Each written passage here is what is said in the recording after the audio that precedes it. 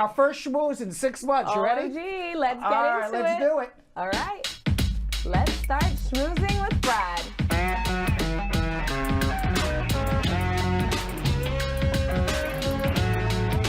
The Biden administration agreed to accept up to 24,000 Venezuelan migrants on a parole program. And that is in lieu of accepting them from trying to cross the border.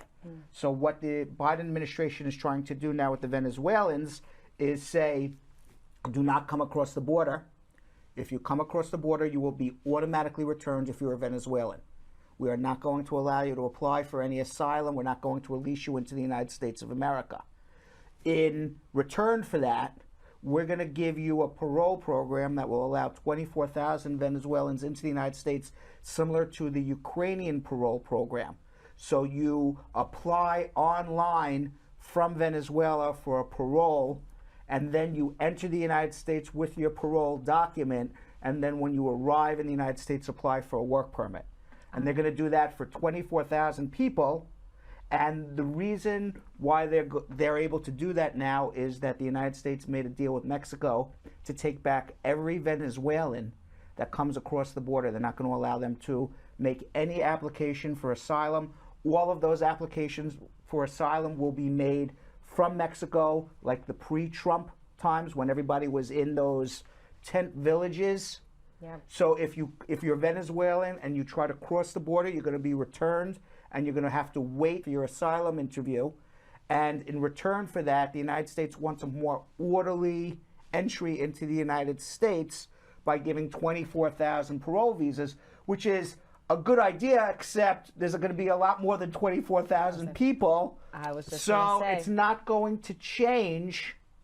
It's not going to change the dynamics on the border. You're still going to have. How do they monitor this? That's exactly the 24,000 people. When you have 2 billion people, crossing the border. I don't know how many actually from Venezuela, but when you have, they said as of August they stopped 25,349 people from Venezuela in the first 8 months of the year. In Venezuela, there's just so many people fleeing because of the government of course. there, and I feel really connected with this just because I have a lot of like Venezuelan friends, and I just hear all these different stories of their family out there, like even the most minimal everyday things, like they do not have access, so they're fleeing. So 24,000, that's a small, it sounds like a big number, but it's a small number compared to how many people will attempt to be a part of this.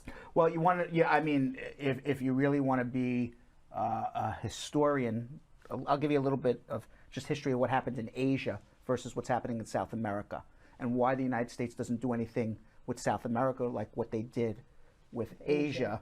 There's a theory that says if you want to stop people from protesting in the streets, you want to stop people from migrating to other countries, give them a job. Okay? If people have a job, they're not migrating to other countries, and they don't have time to protest in the streets because they're working. They're working. And they're happy, and they're getting a paycheck. Yeah. And if you go back to Vietnam, and we want to make this a happy, but I'll give you quick analysis quick. If you go back to Vietnam, the United States lost the Vietnam War. And then the theory was that all of Asia was going to turn communism. And everybody was terrified that it was going to be like a domino effect, and that's the reason why the United States went to war in Vietnam, was to, stop the communists. And what they did after, which was very smart, was that they started transferring a lot of the manufacturing to Taiwan, and then eventually South Korea, Malaysia, Indonesia, and everything was manufactured in the United States up until that point. They started sending all the manufacturing over to those countries. And you know what happened? Everybody got a job. They didn't have to go protest in the streets. I'm not saying there was the greatest job in the world working in a factory. I'm not saying everybody's becoming a millionaire. But there were opportunities that weren't there before. Correct. You don't have that. You don't have that situation in a lot of the Central American, South American countries. You have a very small population of very wealthy people and a lot of people without jobs. Yeah. That's what you have, and that's what's causing. So you're going to have this influx.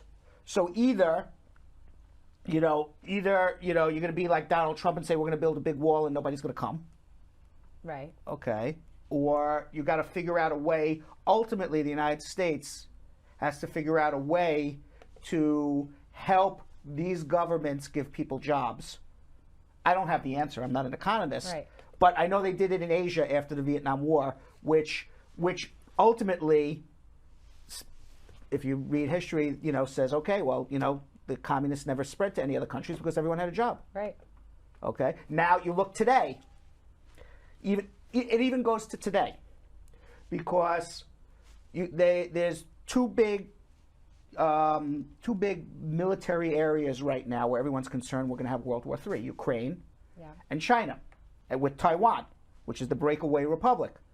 And the United States says, well, we're not going to put troops in Ukraine. It's not. Why? Because Ukraine is basically not vital interest to the United States of America. They farm, they're big farmers. Mm-hmm. They give a lot of wheat and food to other countries, but the United States can survive without Ukrainian wheat. Right. Our computer chips are made in Taiwan. If China attacks Taiwan, the United States has no computer chips. We have no computer chips for missiles. We have no computer chips for anything. Right. Yep. Okay? So when you read in the news and you say, why is Taiwan more vital? The United States is willing to defend Taiwan but not willing to defend Ukraine, is because we don't need Ukrainian wheat, but we need the Taiwanese computer chips. Yeah. Yeah. And it was all because they started giving jobs to and sending all the manufacturing out. Mm-hmm. So that's what's happening there. I went off topic. DACA is not looking good. Oh, man. Yeah, that makes me upset. Yeah. On Wednesday, October 5th, the Federal Appeals Court ruled that the Deferred Action for Childhood Arrivals program is unlawful. This is Judge Harlan in Texas was the initial trial judge who said DACA's illegal, including the new DACA program that Biden put into effect. Judge Harlan was also the judge in 2013 when President Obama made DACA and also made DAPA, Deferred Action for Parent Arrivals, said the Deferred Action for Parent Arrivals was illegal because it's an unfunded mandate to the Texas government, because they have to process driver's licenses for now people who are legal. So there was a lot of parents of children who ended up never getting into the program because of that. DACA survived, DAPA did it. Now the argument is that President Biden doesn't have, no president has authority to give blanket work permits to hundreds and hundreds of thousands of people.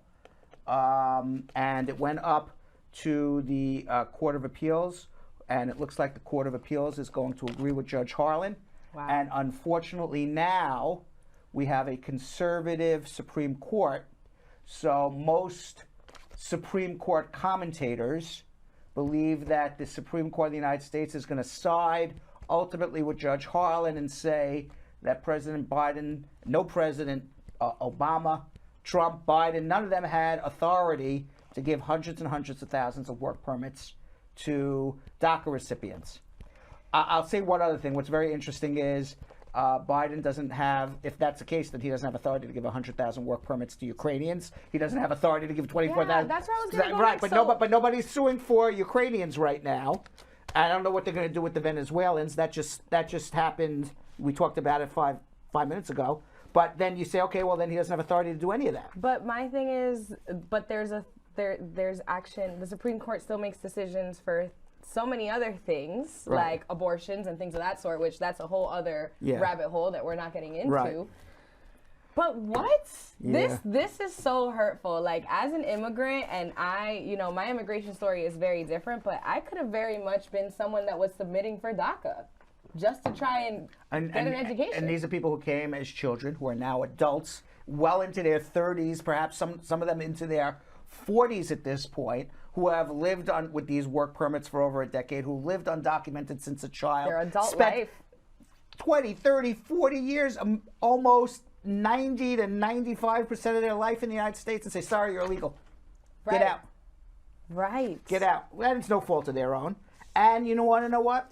The only way ultimately this is ever going to resolve itself is for the Republicans and Democrats to come together and make a bill for dreamers. But we know that's not going to happen.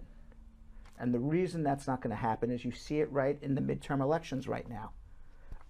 Making immigrants a scapegoat for everybody's problems is the best way Republicans have to get people to come out to vote for them. So why in the world would, if you're a Republican and you want to get your people to come out and vote, why would you give away the best thing in the world that you have to yell and scream to get your voters out to vote for you? They yell and scream illegal immigration.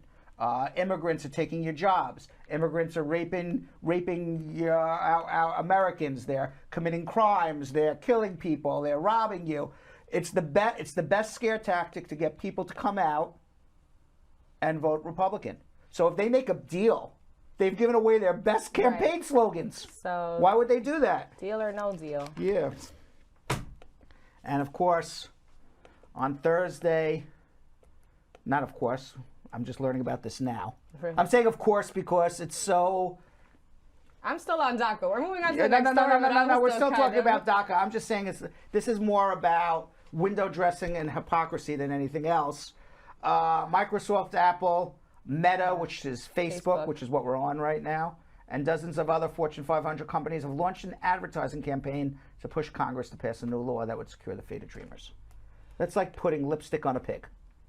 Okay? They don't need... These companies are trillion-dollar companies. When they put an advertisement out, all they're doing is putting lipstick on a pig. Look, we're trying to be good people. Right. We're trying to be good citizens. Look, we want this to happen. Quite frankly, your advertisement's going to do nothing. Yeah. Which is why it's putting lipstick on a pig. You are powerful companies worth trillions and trillions and trillions of dollars. If you really wanted this to happen, you would hire, instead of buying a billboard, and instead of buying television commercial or a radio commercial, you hire lobbyists. That's how things get done in Washington. Yeah. You hire a lobbyist, spend hundreds of millions of dollars on lobbyists to get the DREAM Act passed.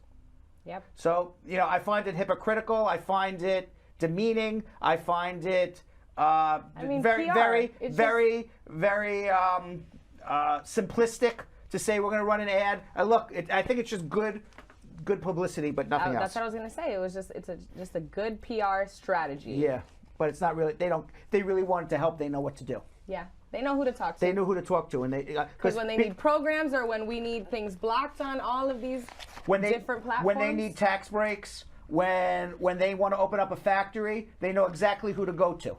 Yeah. Okay. I agree with you. All on right. that. They know how to twist arms in Congress if they need to, but it's not important to them. No. This is not good for immigration either. It's not good for anybody. But Paul Pelosi, the husband of House Speaker Nancy Pelosi, was attacked with a hammer by a crazed man who was actually looking for Nancy Pelosi to.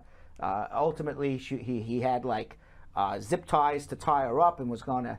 His intention was to interrogate her, and if she didn't answer the questions right, break her kneecaps, and that was his plan. But she wasn't home at the time. She was in Washington, D.C. Her husband, Paul, was home, and he got attacked by this man, and he called 911 on his cell phone while the man was attacking him, and the police came and actually saw the man attacking him, arrested him. He broke his skull, and he is having major surgery and several surgeries, and he's going to have a huge recovery. He's 82 years old. He's not a young man. Yeah, I was going to say he's an elder. Yeah. He's an He elder can't. It's not going to be easy for an 82-year-old man to recover from that.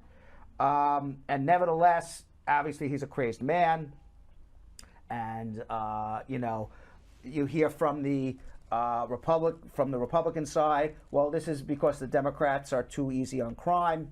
You hear from the Democratic side, this is because of Fox News, because you're being so divisive in the United States, and Fox News for year after year after year has been demonizing Nancy Pelosi, and this is what you get when you demonize and do these things. So you hear from both sides. Yeah. And then of course today it came out, which is no good news for immigrants, that the man who attacked Paul Pelosi is in fact an undocumented immigrant from Canada.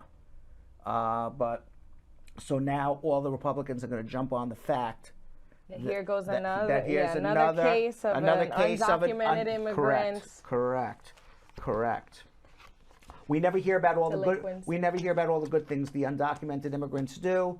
We never hear about all the important work that undocumented immigrants are doing. All the charity, all the ways that they give No, back. we don't hear about that. We just hear about one crazed undocumented immigrant Who attacked a politician. And by the way, there's about over 100,000 people backlogged for U visas. Those are undocumented immigrants who were the victims of serious crimes perpetrated on them by a U.S. citizen. I don't believe there's 100,000 serious crimes perpetrated by undocumented immigrants on Americans.